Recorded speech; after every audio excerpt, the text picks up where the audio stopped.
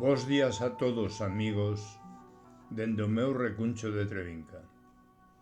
Hoxe, a quenda diste espazo das madrugadas, no que día tras día tento poñer voz aos maravillosos traballos que todos os compañeiros nos regalades nas revistas do Grupo Cultural Nós, a xente do redor, corresponde ao traballo que eu no número 20 co título Felicidade aporto. E por iso que se me fai raro poñer voz a min mesmo.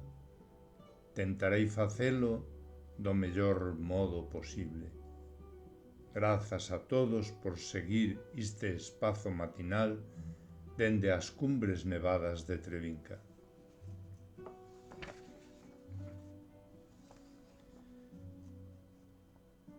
Felicidade. Eran felices, estaban xuntas de novo. O voo tiña sido longo e canso.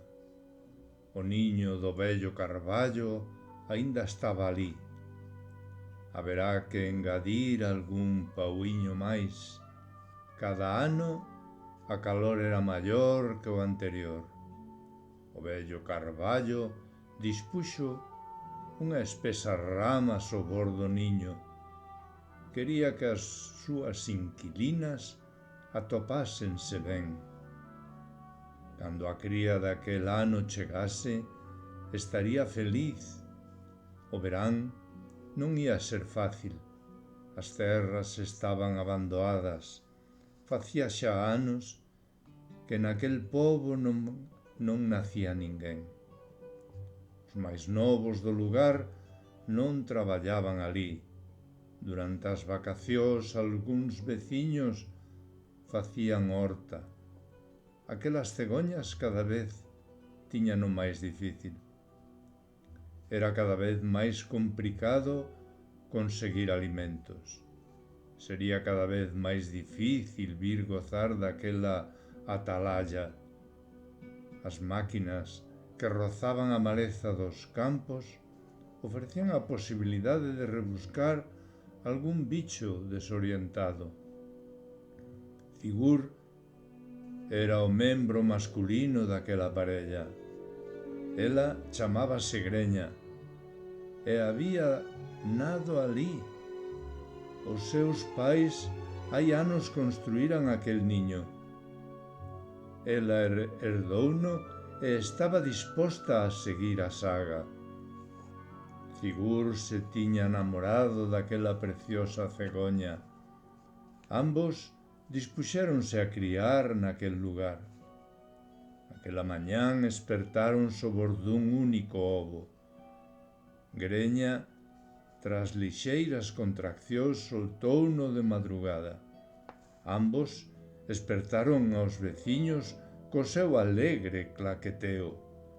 Os vellos do lugar xa sabían o motivo do xúbilo. Mentres Greña apoiábase suavemente sobre o ovo, Figur saliu de inmediato a buscar alimento. Cando volveu, ela degustou os manxares ofrecidos, mentres el ocupou o seu lugar no proceso de incubación. Así se turnaron os dous para que nada faltase. Pronto, o renxido de cascasea indicou a chegada do güeño.